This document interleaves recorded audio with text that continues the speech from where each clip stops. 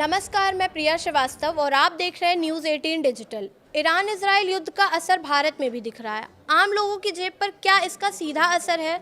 रुपए की गिरती कीमतों की क्या वजह है और कमर्शियल सिलेंडर के बढ़े दाम से लोग कितने प्रभावित हैं? इस तरह के कई मुद्दे हैं जिन पर बात करने के लिए हमारे साथ अर्थशास्त्री रजनीश कुमार जी मौजूद हैं।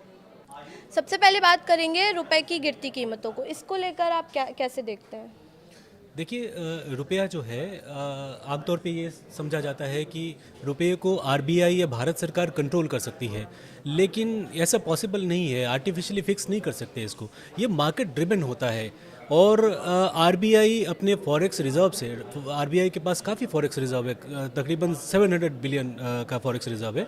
तो उससे आरबीआई बहुत हद तक शॉर्ट टर्म में इस रुपए के गिरते हुए को रेट को कंट्रोल कर सकती है। लेकिन जो इसका पीछे रीज़न है वो इसके 3-4 रीज़न है। जैसे जो यूएस में इंटरेस्ट रेट है वो बहुत ज़्यादा है, अभी अट्रैक्टिव लग रहे हैं, तो लोग सेफ रिटर्न की तरफ, सेफ इन्वेस्टमेंट की तरफ जा रहे हैं। दूसरा रीज़न है ये है कि डॉलर मजबूत हो रहा है।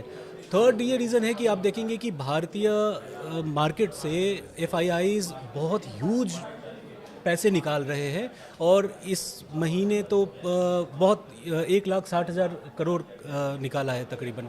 तो इसका असर रुपए पे पड़ रहा है।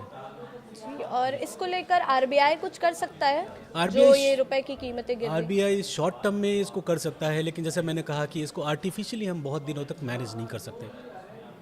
और स्टॉक मार्केट क्रैश इस टाइम बहुत ज़्यादा हो रहा है, तो उसका कारण ये क्यों गिर रहे हैं स्टॉक के रेट? स्टॉक मार्केट के गिरने का एक रीज़न ये है कि एक तो एफआईआईज पैसा निकाल रहे हैं, दूसरा ये है कि ग्लोबल अनसर्टेनिटी है। लोग सेफ हेवन की तरफ गोल्ड में इन्वेस्ट कर रहे हैं, क्रूड के रेट बढ़ रहे हैं, तो इकोनॉमी की हालत थोड़ी सी गड़बड़ है। इस वजह से लोग स्टॉक मार्केट से पैसे निकाल के और बाहर शिफ्ट हो रहे हैं। जी, तो जो ये युद्ध का माहौल चल रहा है इसमें, तो क्या इन्फ्लेशन कंट्रोल से बाहर जा सकता है? बिल्कुल जा सकता है, और आरबीआई का जो 2% का टारगेट है उससे बढ़ा तो ये कंट्रोल से बाहर चला जाएगा। ऐसा अनुमान है कि तेल के क्रूड में $10 की अगर वृद्धि होती है तो उसका इन्फ्लेशन पे 0.40% का असर पड़ता है। 75 से 112 ऑलरेडी क्रूड हो चुका है, तो ऐसा माना जा रहा है कि इन्फ्लेशन 5.5% के आसपास रह सकता है। हालांकि आज क्रूड के जो रेट हैं उसमें थोड़ी सी गिरावट आई है, गिरावट है, तो ये वोलेटाइल है। लेकिन आप अगर लॉन्ग टर्म देखेंगे, जब ये लड़ाई शुरू हुई थी तब 70-75 के आसपास था, और आज जो क्रूड का स्थिति है वो बहुत चिंताजनक है हमारे लिए। जी, तो इससे इंडिया पे क्या इम्पैक्ट पड़ रहा है? देखिए, हमारी इकोनॉमी वीक नहीं है, लेकिन हम एक्सपोज्ड हैं। हम अपनी एनर्जी ज़रूरतों के लिए बहुत हद तक बाहर पे डिपेंडेंट है। हम अपने क्रूड के लिए 80% हम बाहर से हम खरीदते हैं, और एलपीजी की बात करें तो एलपीजी वॉर होने से पहले हम 60% खरीदते थे। हालांकि अभी जो प्रेस इंफॉर्मेशन ब्यूरो आई थी उसमें ये क्लियर किया गया कि अब हम 60% खुद ही अपने रिफाइनरी से जनरेट कर रहे हैं, तो इसका असर तो है। सोने चांदी की कीमतों में लगातार इजाफा आ रहा है, उतार चढ़ाव देखने को मिल रहा है हमें मार्केट में। इसको आप किस तरीके से देखते हैं? देखिए, जब भी कोई वॉर होता है, जब भी कोई लड़ाई होती है, परेशानी होता है, ग्लोबल जब भी कोई अनसर्टेनिटी होती है, तो गोल्ड के रेट बढ़ने लगते हैं, और अभी वही हो रहा है। लेकिन गोल्ड का डॉलर के साथ थोड़ा अपोजिट डायरेक्शन रिलेशन है। अगर डॉलर गिरता है तो लोग गोल्ड में इन्वेस्ट करते हैं, अगर इन्फ्लेशन बढ़ता है तो लोग गोल्ड में इन्वेस्ट करते हैं, गोल्ड का प्राइस बढ़ता है। अभी आपने देखा होगा कि कुछ दिन पहले गोल्ड गिर भी गया था। इसका गिरने का मेन एक ये रीज़न था कि डॉलर स्ट्रांग हो गया था, तो लोग पैसे डॉलर और बॉन्ड में लगा रहे थे, और क्योंकि गोल्ड तो कोई रिटर्न देता नहीं, जैसे इंटरेस्ट देता है बॉन्ड, तो वहाँ इन्वेस्ट कर रहे थे। तो इस वजह से गोल्ड में गिरावट भी आई थी। बट मुझे ऐसा लगता है कि शॉर्ट टर्म वॉलेटिलिटी रहेगी, और लॉन्ग टर्म में ये डेफिनेटली बढ़ता ही रहेगा। तो आम लोगों पर क्या इसका इम्पैक्ट पड़ रहा है? क्या उनकी जेब, मतलब उस पर ज़्यादा असर पड़ेगा या कम? देखिए, किस हिसाब से? क्रूड तो भारत की एक कमज़ोर कड़ी है, अगर मैं एक तरीके से मानूं, क्योंकि हम सेल्फ सस्टेन नहीं हैं, हम बाहर पे डिपेंडेंट हैं। और अगर क्रूड महंगा होता रहा, $120, $130, $150 पर बैरल अगर पहुंच गया, तो ये हमारे जो लॉजिस्टिक है वो महंगे हो जाएंगे, फूड इन्फ्लेशन बढ़ जाएगा, फर्टिलाइज़र बढ़ जाएगा, जो इलेक्ट्रॉनिक्स इंपोर्ट है वो बढ़ जाएंगे, फॉरेन जो टूर होते हैं वो बढ़ जाएंगे। तो ये सारे इसका चेन रिएक्शन है, ये सारी चीज़ें इन्फ्लेट करेगी। जी, तो इसका जो ये असर पड़ रहा है, इससे तो इंडिया कब तक रिकवर कर सकता है? जो भी समस्याएं हैं, जो भी ये उतार चढ़ाव है, स्टॉक मार्केट क्रैश और रुपए, सब चीज़ों में। देखिए, ये तो कहना बहुत ही मतलब हम इसको एस्टिमेट नहीं कर सकते, क्योंकि वॉर को कोई एस्टिमेट ही नहीं कर सकता कि ये कब तक जाके ख़त्म होगा। हाँ, अगर ये वॉर 1 महीने में ख़त्म हो जाए तो भारत को रिकवर होने के लिए 3 से 4 महीने लगेंगे।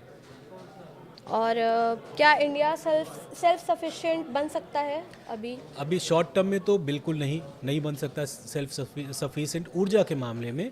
और लॉन्ग टर्म की अगर हम बात करें तो हम एनर्जी, हम अपने सोलर, ईवी और बाकी जो चीज़ें हैं और उस पर शिफ्ट होके हम अपने आप को सेल्फ सस्टेन बना सकते हैं। जिस हिसाब से हम देख रहे हैं कि कमर्शियल सिलेंडर्स के रेट बढ़ रहे हैं, तो इससे क्या असर पड़ेगा? कमर्शियल सिलेंडर्स के, एक तो कमर्शियल सिलेंडर्स मार्केट में थोड़ी सी तंगी है उसकी, तो होटल्स बंद हो रहे हैं और वहाँ पे थोड़े से एम्प्लॉयमेंट का असर हो रहा है। हालांकि गवर्नमेंट ये कह रही है कि आप पीएनजी की तरफ शिफ्ट होइए, और क्योंकि पीएनजी 50% डोमेस्टिकली बनता है और बाहर से 50% हम इंपोर्ट करते हैं। तो कहने का मतलब ये है कि अगर कमर्शियल सिलेंडर अगर महंगे हो जाएंगे तो जो बाहर लोग रह रहे हैं उनके खाने पीने पे असर पड़ेगा और वो इन्फ्लेशन बढ़ाएगा। ये जो इनकम टैक्स एक्ट 2025 लागू हुआ है, इसका क्या असर है? ये क्या मतलब लागू हुआ है तो इसको क्यों किया गया है, या क्या इससे कारण है? देखिए, जो इनकम टैक्स एक्ट 1961 था वो काफ़ी पुराना था, और उसमें हर साल चेंज कर के बहुत कॉम्प्लेक्स हो गया था उसका स्ट्रक्चर।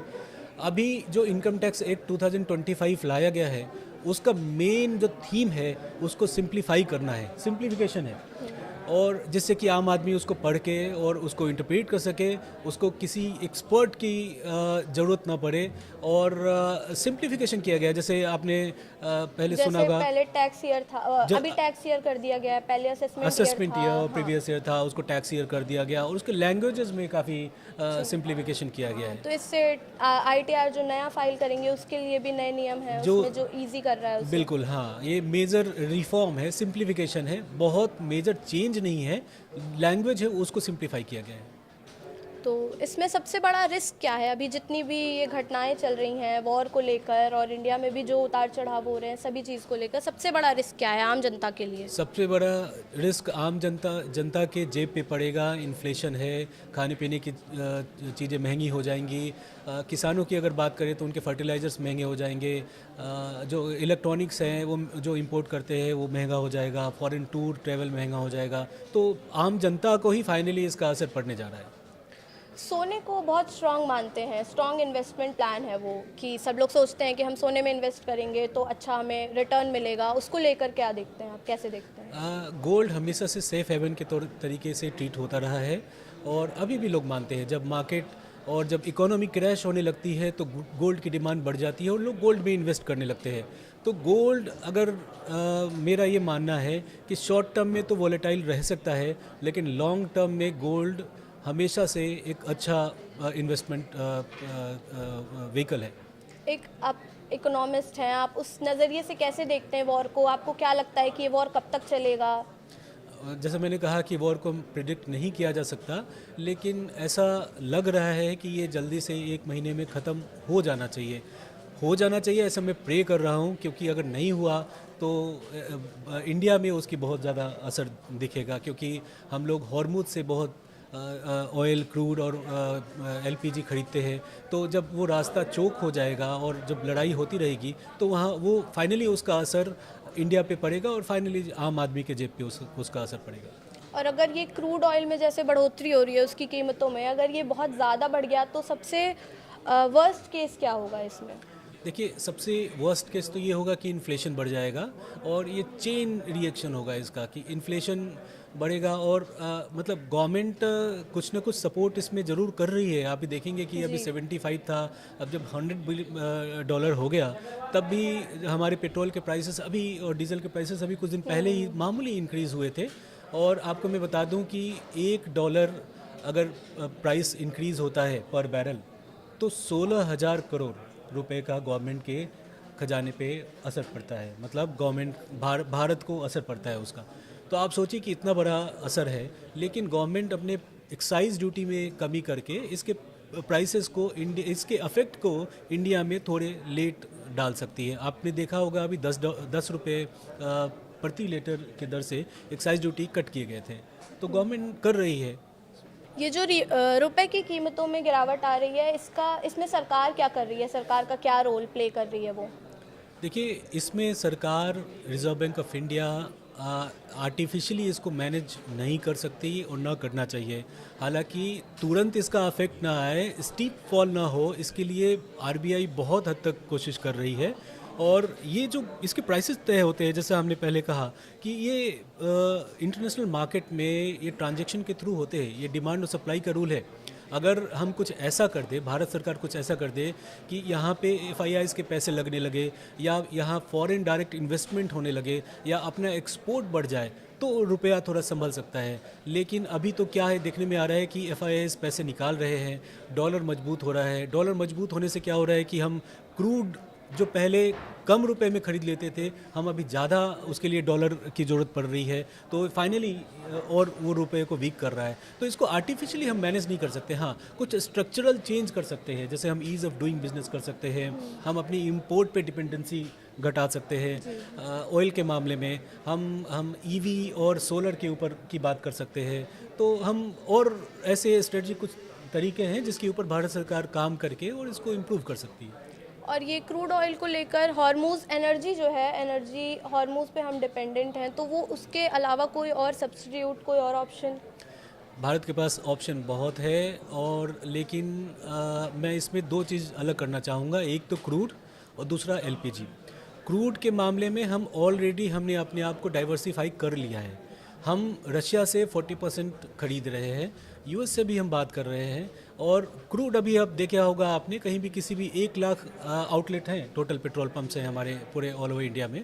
और इस 1 लाख पेट्रोल पंप पे इन लड़ाई के दौरान हमें किसी को भी नहीं कहा, हमारे देश ने नहीं कहा कि आप प्रायोरिटाइज़ करिए पेट्रोल देने को, या कम करिए, या पेट्रोल ख़त्म हो गया, ऐसे न्यूज़ नहीं आया। मतलब क्रूड हमारे पास सफिशिएंट है, हम उसको डाइवर्सिफाई भी कर रहे हैं। एलपीजी के मामले में जो मेन रीज़न है वो जो कतर है और जो मिडिल ईस्ट है, वहाँ से मेन आता है। कतर सबसे बड़ा हमारा एलपीजी के सप्लायर था। अभी आपने देखा होगा कि भारत सरकार ने रिफाइनरीज़ को जो आदेश दिया था कि आप अपने रिफाइनरी कैपेसिटी बढ़ाइए, इसकी वजह से क्या हुआ कि जो 80,000 मीट्रिक टन हम पहले खरीदते थे, रोज़ एलपीजी का कंजप्शन होता था, तो अभी एक प्रेस रिलीज़ आई है जिसमें ये कहा गया है कि 50,000 मीट्रिक टन देश में ही बन रहा है। इसका मतलब जो रिफाइनरीज़ पहले 40% कर पाते थे, अब वो बढ़ा के 60% हो गया है उनका। मतलब अब बाहर के लिए हमें मिडिल ईस्ट और बाकी जगहों के पे हमें सिर्फ 30,000 टन के लिए डिपेंडेंट रहना पड़ रहा है। तो ये असर है इसका।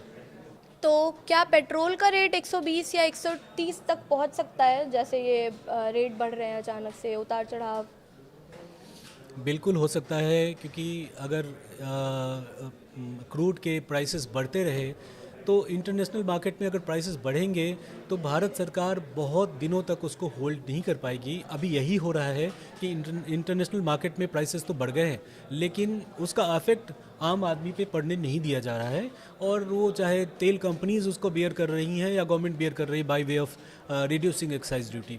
लेकिन अगर ये बहुत लंबा चला तो उसका असर तो आम आदमी पे आएगा। तो ये थे हमारे साथ अर्थशास्त्री रजनीश कुमार जी, जिन्होंने हमारे सभी मुद्दों को बताया और बताया कि कैसे आम आदमी पर ये प्रभाव डालेंगे। तो इस वीडियो में इतना ही। ऐसे ही और वीडियोस के लिए देखते रहिए न्यूज़ 18।